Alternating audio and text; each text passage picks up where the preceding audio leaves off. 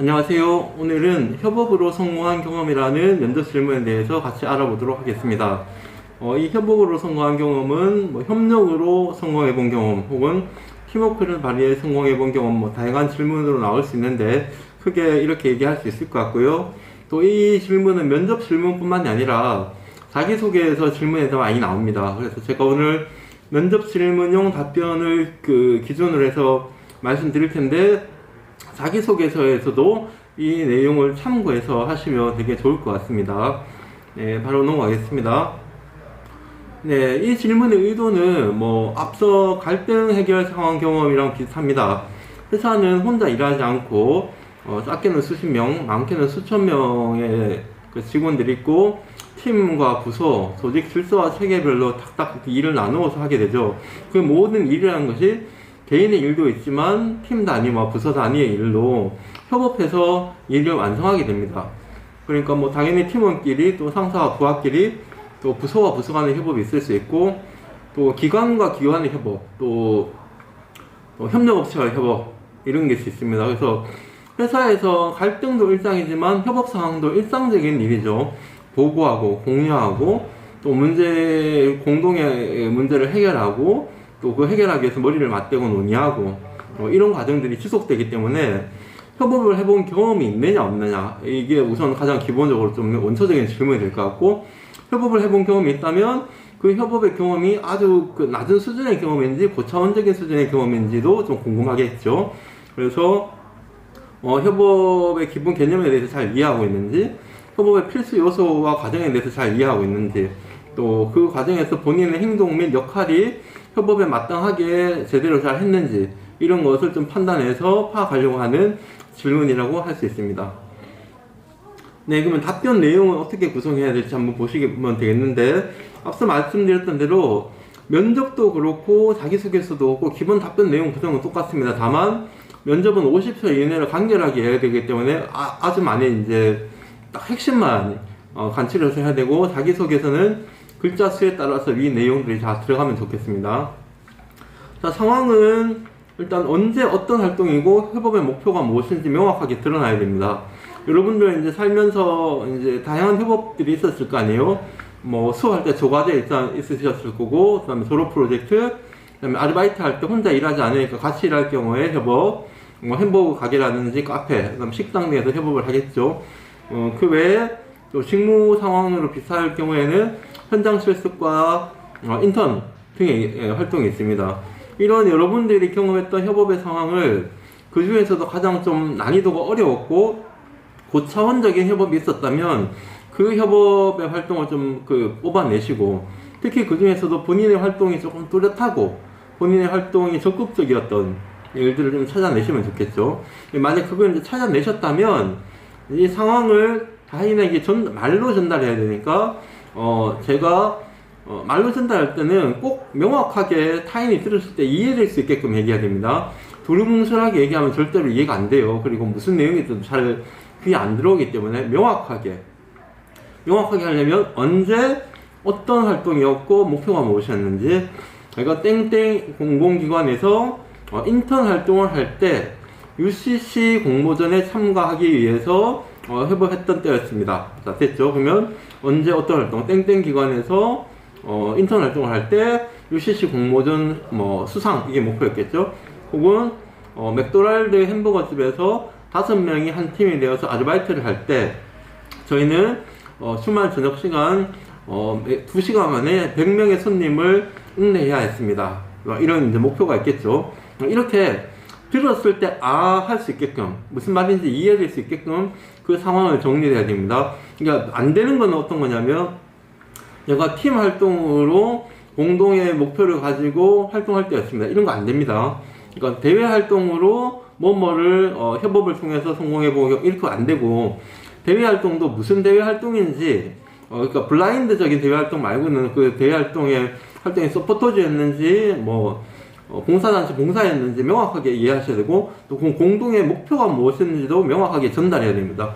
공모전에 참가해서 수상이 목표였는지 고객 응대가 목표였는지 졸업 프로젝트라서 해서 두부를 이송하는 로봇을 만드는 게 목표였는지 이것이 명확하게 좀 전달되는 게 가장 중요합니다. 의외로 생각보다 자소서나 면접 답변에서 두루뭉실하게 해서 그냥 동아리, 그냥 대외 활동 이렇게 하는 경우가 많습니다. 이러시면 안 됩니다. 두 번째 답변 내용 구성에서 이게 조금 더 앞에 상황보다 더 중요한데요. 협업이라는 것이 이루어지기 위해서 기본적으로 필수 요소가 있습니다. 그 협업의 행동 과정에 첫 번째 분업입니다. 팀원들이 있으면 일을 나누어야 되겠죠. 똑같은 일을 다 똑같이 할 수 없잖아요. 자료조사, 발표, 내용 정리 뭐 등등이 있듯이. 자, 첫 번째 분업. 두 번째 소통입니다. 서로 무언가를 하기 위해서 얘기를 계속 나눠야 되겠죠. 자료조사 다 했나요? 이런 점검부터. 그럼 한 거 공유해 주세요. 공유하다. 그 다음에 서로 한 것에 대한 피드백. 이 PPT 자료 너무 구려요. 좋아요. 점검, 공유, 평가 등을 통한 이런 소통의 과정이 있겠죠. 두 번째 소통. 세 번째는 유대감입니다. 일을 할 때 이제 사람이 하는 일이잖아요. 협업이라는 게 기계가 하는 협업이 아니라 사람이 하는 협업이니까 감정, 그 다음에 동기부여, 목표의식 이런 게 있잖아요. 그런 거 어떻게 합니까? 처음에는 서먹하고 그 다음에 친해지고 우리 진짜 잘해보자 하기 싫은데 이런 과정들을 어떻게 극복했는지 그리고 어떻게 더 좋은 유대감을 키워서 팀과 동료를 만들었는지 하는 유대감 이를 위한 구체적인 활동이 있겠죠. 네 번째 시너지 뭐 인문계와 이공계 혹은 뭐 예술가와 그 기술자들이 만나서 시너지를 일으켰다 이런 게 있겠죠. 그러면 그 협업이라는 행동을 할 때 반드시 들어가야 될 네 가지가 분업, 소통, 유대감, 시너지입니다. 그러면 이 네 가지를 자기소개서 같은 경우에는 다 넣으시면 좋아요. 700자나 1000자 같으면 이런 과정들을 다 넣으시면 좋은데 면접 때는 이걸 다 넣어서 말하면 힘드니까 시간도 걸고 이 중에서도 가장 그 팀 활동에서 강점이 됐던 포인트가 뭔지 뭐 소통이고 유대감인지 혹은 시너지와 분업인지 요 중에서 한 2개 정도를 잡아서 포인트를 잡아서 말로 설명하시는 게 좋겠죠. 그리고 가장 중요한 본인은 이 협업의 과정에서 어떤 역할을 했는지 소통에 기여했는지 유대감에 기여했는지 본인이 기여했던 그 내용이 있으면 그거를 또 구체적이고 명확하게 만약에 본인이 소통에 기여했다고 하면 각자의 일은 잘하고 있었지만 각자 이 일이 어느 정도 진척되고 있는지 공유가 잘 되지 않았습니다. 그래서 저는 온라인으로 각자의 결과물을 공유하자고 제안했고 그 공유된 결과물에 따라서 서로 솔직한 피드백을 개인톡으로 전달한 서로가 진행한 결과물의 성과를 높이도록 만들었습니다. 이처럼 제가 소통을 위해서 노력하는 것이 협업에 좋은 결과를 일어났습니다. 이렇게 하거나 아니면 유대감에 기여했다.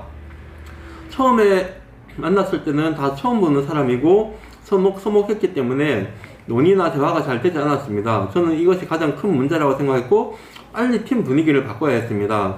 그래서 회식을 제안하고 뭐 동전 노래방, 코인 노래방에 가서 이 코로나 시즌 때문에 안 되겠네요. 예전에 코로나 이전이면 가능하겠죠. 뭐 이렇게 뭐 회식을 했다든지 야유회를 갔다든지 같이 뭐 보드게임을 즐겼다든지 해서 서로 팀의 유대감을 쌓을 수 있는 행동을 제안했고 저의 이런 제안으로 팀의 분위기가 좋아져서 그 이후로부터 소통과 분업이 잘 돼서 좋은 결과를 만들었다든지 그래서 분업, 소통, 유대감, 시너지 이 중에 본인이 어떻게 구체적으로 기여했는지도 정리가 돼야 되겠죠. 마지막으로 이를 통해서 결과가 배운 점 어려운 다양한 사람들이 다양한 성격을 가지고 처음으로 해봤던 어려운 협업이었지만 저는 이 과정에서 혼자 일하는 것보다 사람들이 함께 일하는 것의 즐거움을 알았습니다. 아니면 소통은 단순한 정보 공유뿐만 아니라 서로에 대한 비판, 격려 이 모든 과정이 소통이라는 걸 깨달았습니다. 일은 기세가 중요하다고 생각합니다. 팀원들이 어떤 마음과 어떤 정신을 임하는지가 정말 중요하다는 것을 깨달았습니다. 이렇게 이 다양한 협업의 과정에서 본인이 깨달은 것을 넣어서 결과가 배운 점으로 정리하시면 좋을 것 같습니다. 세 번째 답변 포인트인데요. 앞서 좀 얘기했는데 반복적으로 한번 말씀드리면 진실되고 솔직하게 이거는 너무 약간의 꾸미는 건 어쩔 수 없지만 최대한 본인의 경험에 비추어서 얘기를 하시면 좋을 것 같고 진실되고 솔직하게 해야지 주의할 점에 나와 있는 꼬리 질문에도 잘 대답할 수 있습니다. 내가 한 얘기에 기초해서 얘기한 거기 때문에 꼬리 질문이 나와도 숫자나 이런 거 얘기할 수 있고 그 상황에 왜 그렇게 본인이 행동했는지 다른 팀원들은 어떻게 반응했는지도 잘 대답할 수 있습니다. 두 번째, 간결하되 구체적 포인트가 드러나게 주저리 구구절절 너무 자세하게 설명하다 보면은 너무 길어지겠죠. 그래서 핵심적인 포인트만 딱 드러나게. 근데 이 핵심적인 포인트는 구체적화돼서 말해야 됩니다. 그러니까 소통을 잘했습니다가 아니고 주 1회 온라인으로, 주 1회 오프라인으로 이렇게 얘기를 해야 되는 거죠. 소통을 잘해서 좋은 결과가 일어났습니다가 아니고 저희는 온라인으로 주 2회, 오프라인으로 주 1회 이렇게 해야 되고 저의 노력으로 유대감이 좋아졌습니다가 아니고 간결하고 구체적 포인트 1대1로 대화를 시도했고 20분, 30분이라도 조금씩이라도 서로 감정적인 교류를 통해서 유대감을 높이기 위해서 노력했습니다. 이렇게 좀 드러나야 됩니다. 세 번째는 50초 안에 말하기. 모든 질문에 대한 답변은 1분 이내지만 1분이 사실상 길기 때문에 40초에서 50초 정도인데 최대 50초. 경험은 내 경험을 말하는 거라서 조금 내용이 길 수 있기 때문에 그래도 50초 안에 말하는 게 답변 포인트입니다. 주의할 점은 꼬리 질문 대비하셔야 되고요. 사실 확인차 숫자, 언제, 어디서, 몇 명 이렇게 물어볼 수 있고, 그 다음에 본인은 어떻게 행동했고 타인들은 어떻게 반응했는지, 본인이 그렇게 했을 때 그냥 다 따라오던가요? 제안만 하면 다 좋다고 하던가요? 이런 사실 확인 이런 것들에 대해서 대비를 해야 됩니다. 그 다음에 협력과 갈등 경험은 반드시 다른 사례를 좀 물어봅니다.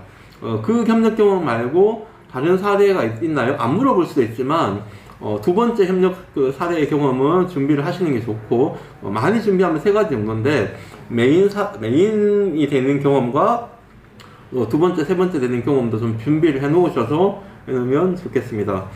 네, 갈등을 해결해 본 경험, 협력을 통해 성공해 본 경험은 면접 질문과 자소서에서 가장 많이 물어보는 경험이기 때문에 다음 시즌을 준비하면서 자소서 대비와 면접 대비를 하면서 꼭 미리미리 준비해 놓으시면 좋겠습니다. 네, 오늘 영상 여기까지 마치겠습니다. 고맙습니다.